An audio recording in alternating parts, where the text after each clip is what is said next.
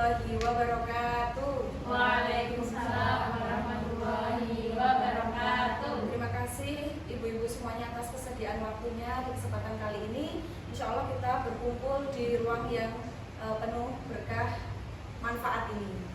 Pada kesempatan kali ini ibu-ibu semuanya, izinkan saya Bu Sinta selaku guru BK SMP Muhammadiyah Turi, Sleman, Yogyakarta untuk sedikit berbagi ilmu.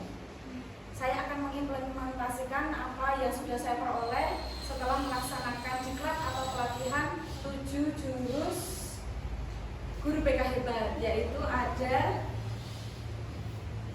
kenali potensi, kelola emosi, tumbuhkan resiliensi, jaga konsistensi dan jalin koneksi, membangun kolaborasi dan menata situasi.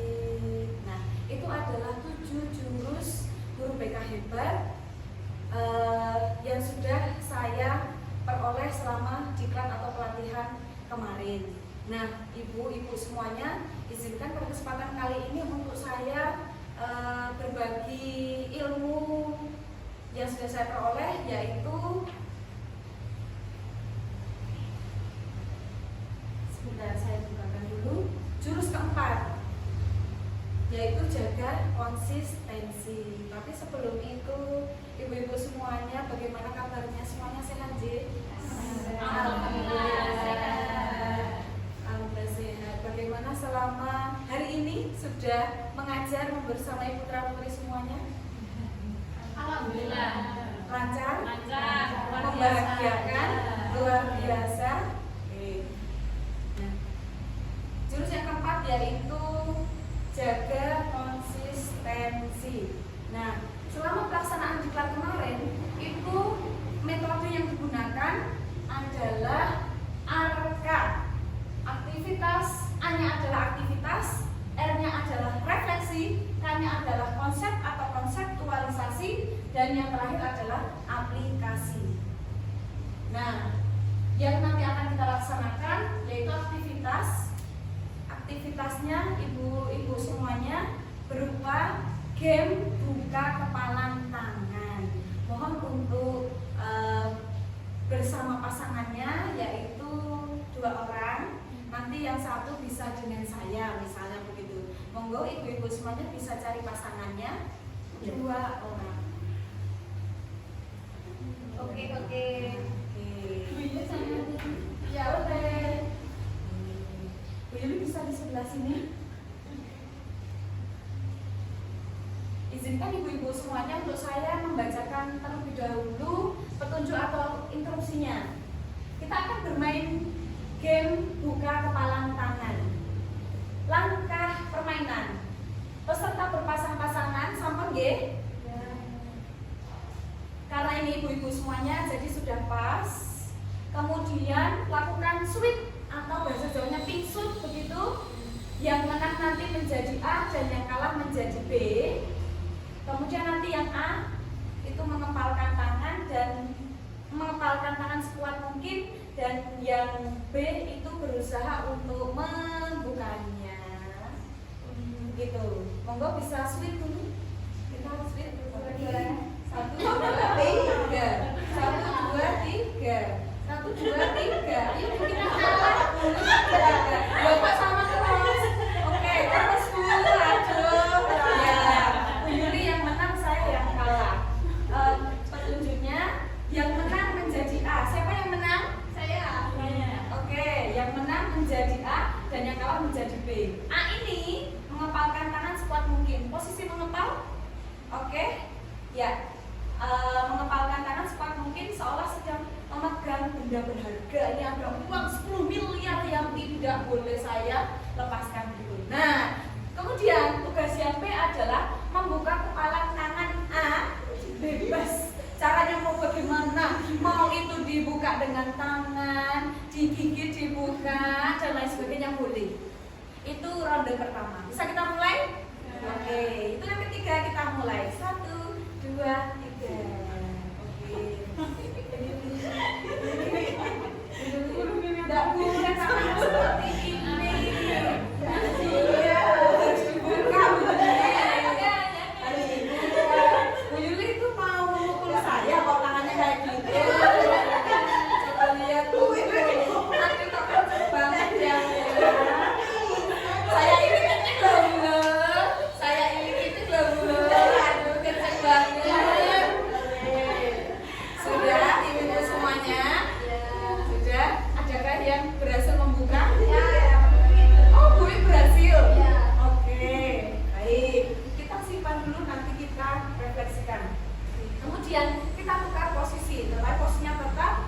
saja yang B tadi itu tugasnya adalah mengepal dan yang A berusaha untuk membukanya. Oke, jadi ronde kedua.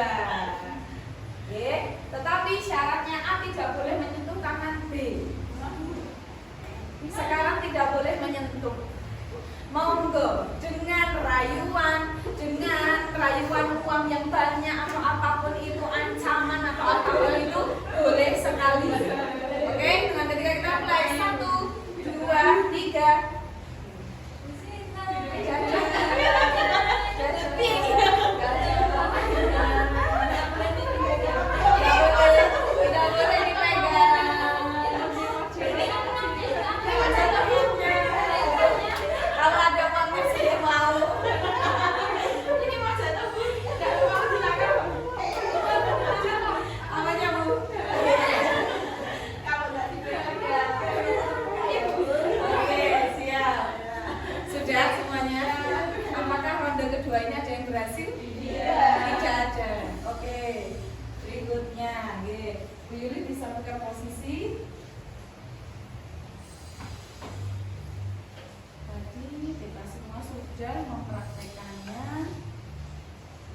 Oke, mari kita diskusi dan gali makna. Ibu boleh kembali duduk lagi. Untuk B, apakah mudah membuka tangan A? Tadi yang pertama tadi. Apa saja? Oke. Yang pertama tadi susah karena sangat kencang sekali, gitu ya. Adakah yang tadi menggigit? Alhamdulillah tidak ada, ya. Gelitik. Oke. Nah, apa saja upaya yang dilakukan untuk membuka tangan A tadi?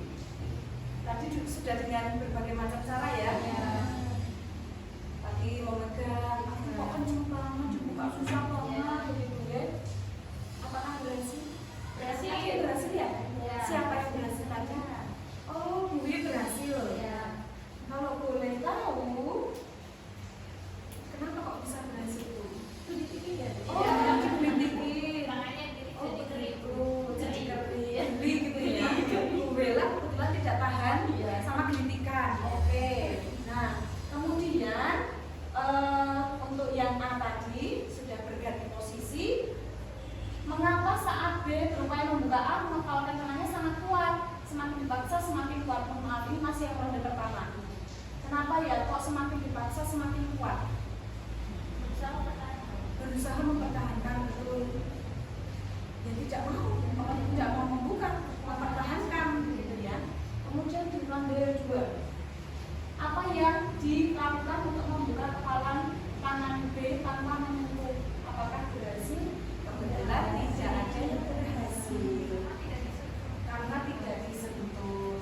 Nah, sedikit berbagi. Waktu saya pelatihan atau diklat itu, yang saya pikirkan adalah saya juga balik lagi menggunakan permainan tanpa menyentuh, dan itu langsung cepat banget langsung kebuka. Karena apa? Ada suatu refleks, ada suatu ketidaksadaran.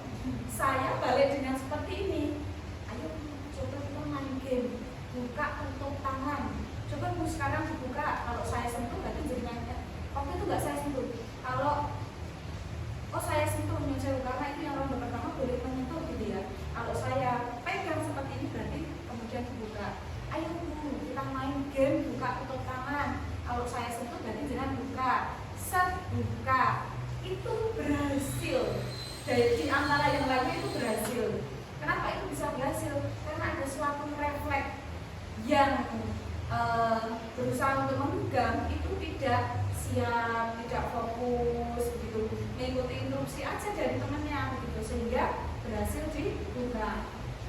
Nah, dari yang waktu saya praktekkan itu ternyata sudah menjawab yang kedua, yaitu ronde 2 itu tuh tidak boleh memegang. Jadi ibu-ibu semuanya, dari itu tadi, karena jurus yang kita gunakan, yang kita bahas ini tadi adalah jadi konsisten. Ada yang berusaha untuk tetap mempertahankan supaya tidak terbuka, tetapi ada juga yang berusaha untuk gimana caranya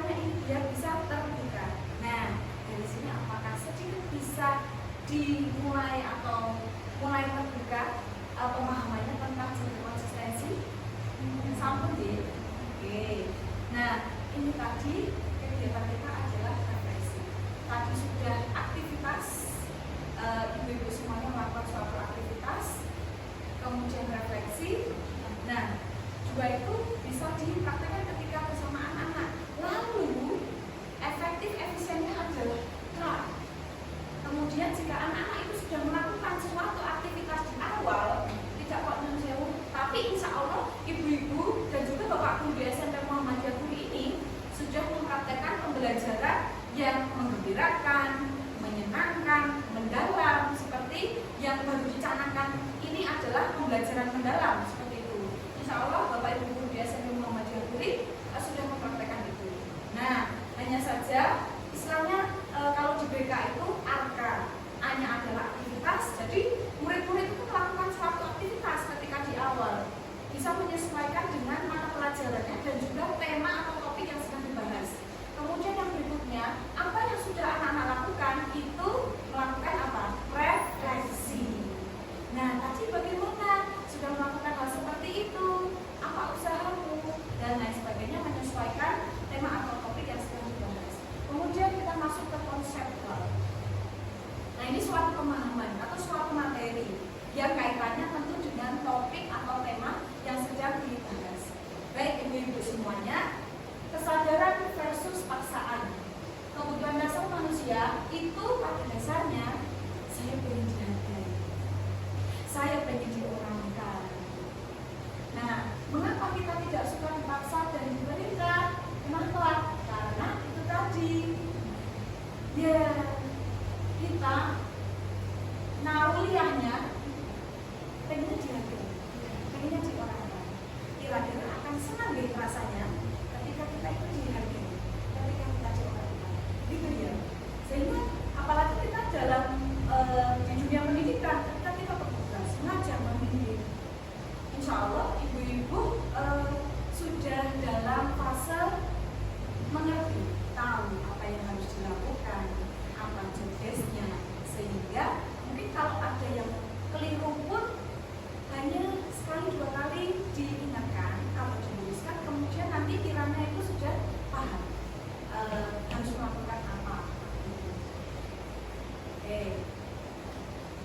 Jadi kalau kesadaran itu akan lebih enak gitu. Oh, saya tahu job desk-nya kita apa, kita masuk jam berapa di kelas, atau ketika kita masuk sekolah itu jam berapa. Nah, kita seorang guru itu juga betul menjadi contoh dari kepada murid-muridnya.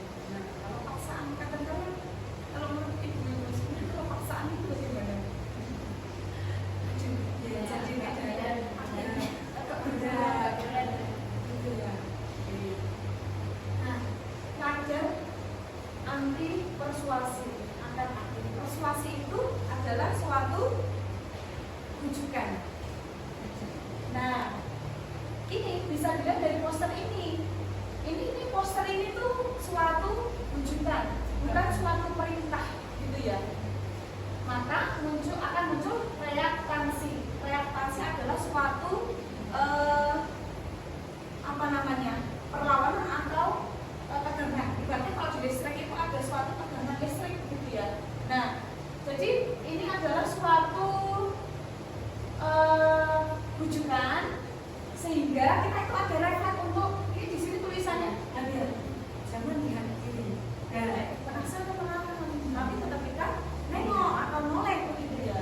Tapi kalau misalnya ada suatu poster paksaan begitu, katakanlah beli di sini. Kalau tidak beli di sini kata guru agama dosa. Nah, itu paksaan ya. Nah, itu kan kadang orang malah nggak mampir. Oke, masih tentang kesadaran versus paksaan. Nah, contoh reaktansi itu tadi adalah suatu perlawanan atau suatu tegangan begitu. Nah, di sini nih video ini tuh salah satu aktor stand up comedy namanya Bintang Emon. Barangkali ada yang pernah mendengar atau melihat kontennya.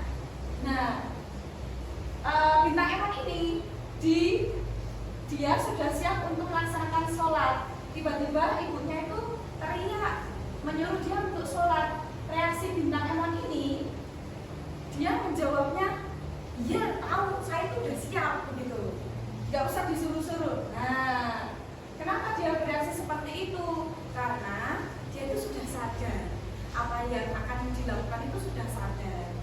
tapi ada suatu stimulus dari ibunya itu, ayo sholat, dan sholat apa-apa gitu. Nah, tapi kalau ketika di sekolahan kita, di anak-anak seusia SMP ini, maka masih perlu untuk kita ingatkan, arahkan. Nah, ibu-ibu semuanya, cara untuk kita menjaga konsistensi itu bisa. Alternatif pilihannya ada 10 tombol ajaib. Ini merupakan suatu daya perintah dalam diri kita yang secara teorinya itu 10 ini, yaitu ada apa aja? Ada kesenangan atau joy. Kalau di RPP ataupun FPL itu apa itu namanya? Joyful. Nah, seperti itu ya. Kemudian yang berikutnya ada kebanggaan atau pride. Kemudian ada keingintahuan, ada minat atau passion, tujuan atau purpose. Kemudian ada kebutuhan need, ada manfaat, benefit, tantangan, challenge, keyakinan, fight, dan juga yang terakhir atau yang ke-10 adalah makna atau meaning. Nah, dari saya ada suatu saya minta tolong ibu-ibu semuanya untuk memilih dari 10 tombol ini. Soalnya adalah apa sih yang menjadi alasan ibu-ibu semuanya sampai hari ini masih bertahan menjadi guru? Bisa sebut saja masih bertahan menjadi guru di SMP Muhammadiyah Duri. Itu dari 10 tombol ajaib ini untuk menumbuhkan menjaga konsistensi itu ibu-ibu semuanya itu lebih ke yang mana? Apakah itu suatu kesenangan dari ibu-ibu? Apakah itu suatu tantangan? Atau apapun itu, tidak usah pakai alat tulis, mungkin sudah mulai bisa dipikirkan. Boleh menyebutkan 2 atau 3 atau 4 atau berapapun itu.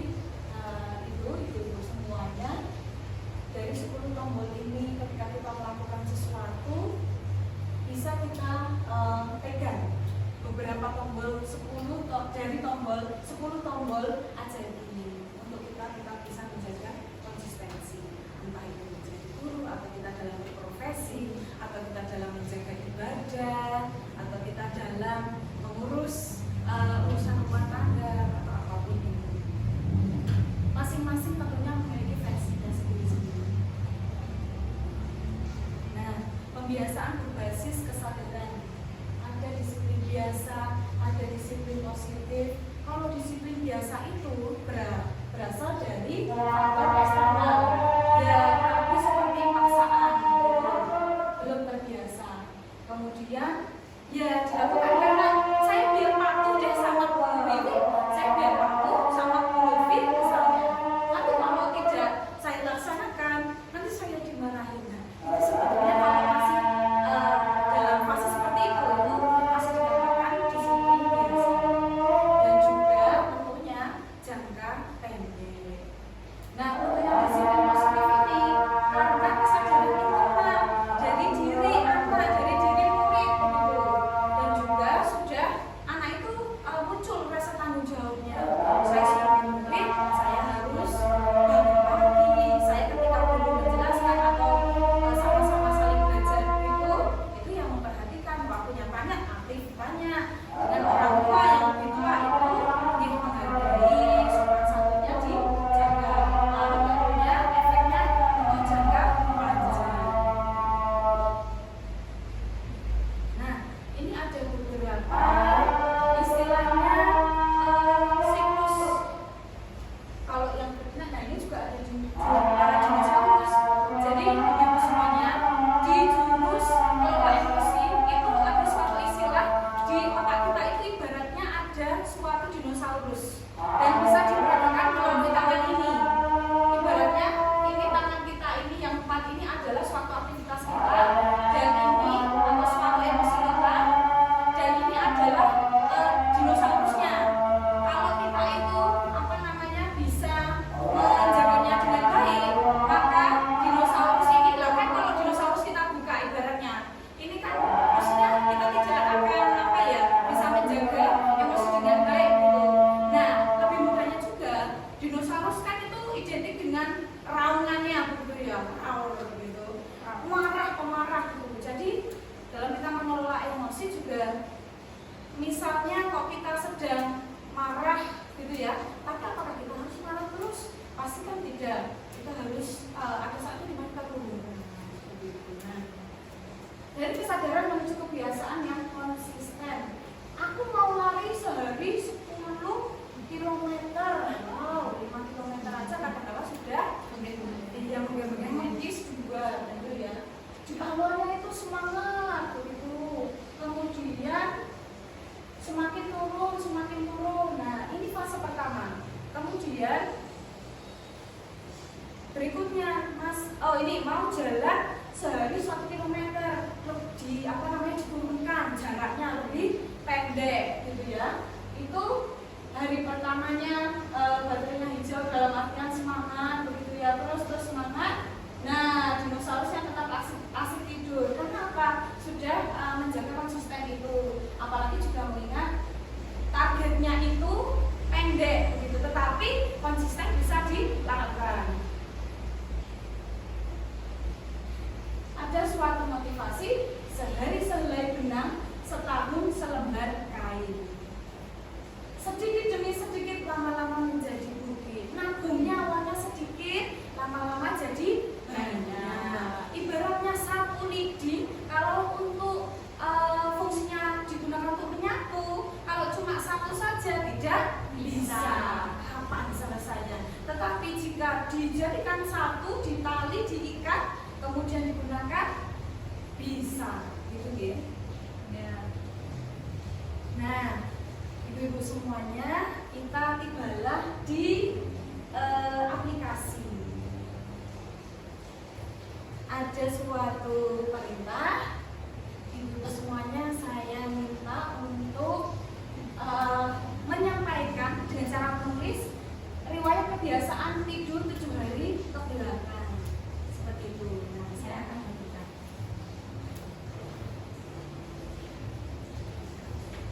Silakan diisi nama.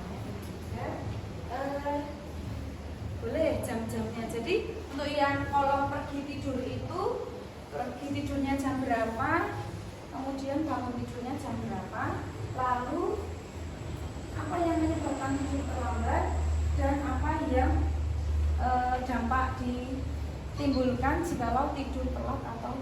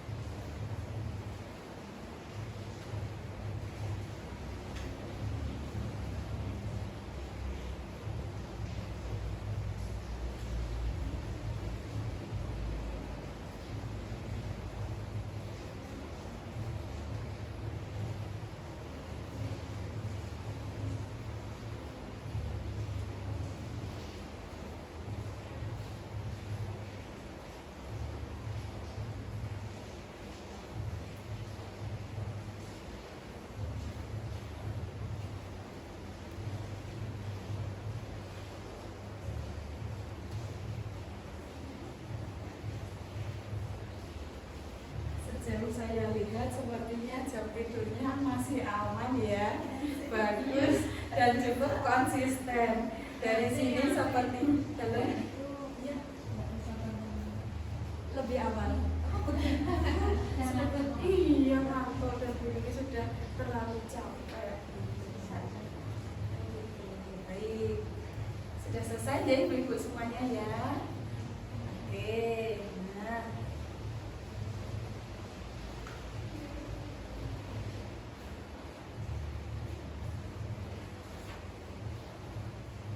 Oke, boleh kalau disampaikan perwakilan seperti apa, jam tidurnya, jam berapa, bangunnya jam berapa, lalu apa yang menyebabkan kok bisa tidur jam segitu, kemudian dampaknya apa ketika tidur jam sekian. Oke, ibunya boleh barangkali Bu Lutfi bisa menyampaikan. Oke, monggo. Namanya Ibu. Ya, boleh. Oke. Dari saya riwayat kebiasaan tidur kerja itu berapa? Sehari yang lalu berarti semalam ya Bu ya? Iya. Malam itu tidur jam 9. Kurang lebih ya Bu, kurang lebih jam 9. Bangunnya pagi-pagi kesiangan jadi bangunnya 10. Terus hari yang lalu jam 9.40-an. Ya.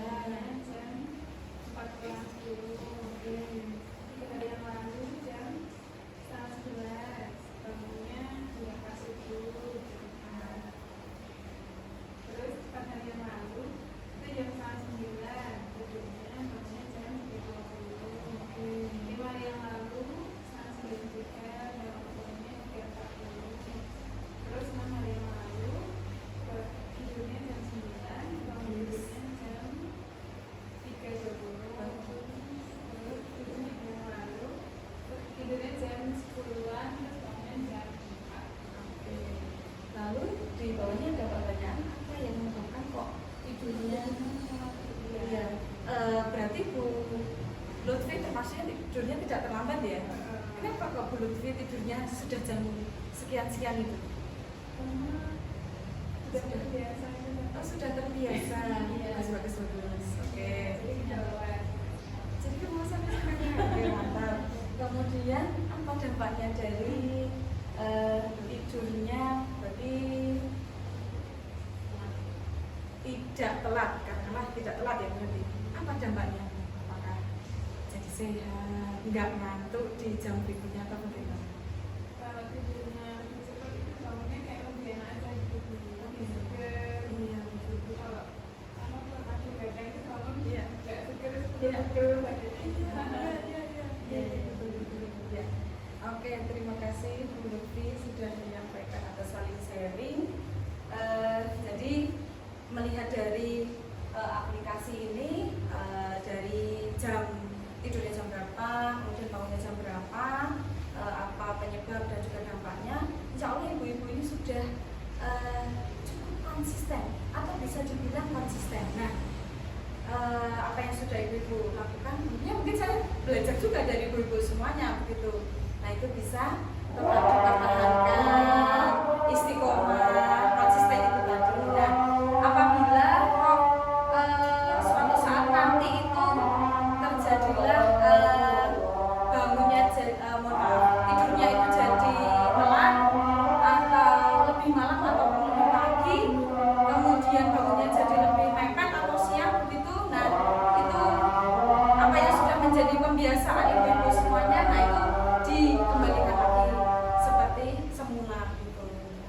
Tapi dari sini kesimpulannya ibu-ibu semuanya sudah cukup konsisten, bagus banget. Malah saya ini harusnya mencontoh ibu-ibu semuanya gitu ya, tidurnya tidak sampai larut malam. Pagi ya biasanya. Iya pagi. Iya pagi. Iya. Tapi untuk jam bangunnya akhir-akhir ini ya termasuknya masih aman. Masih aman. Nah, ibu-ibu semuanya, itulah kurang lebih rangkaian dari metode ARKA. Hanya tadi itu aktivitas, kemudian M-nya adalah refleksi, K-nya adalah konseptual atau pemberian pemahaman materi kepada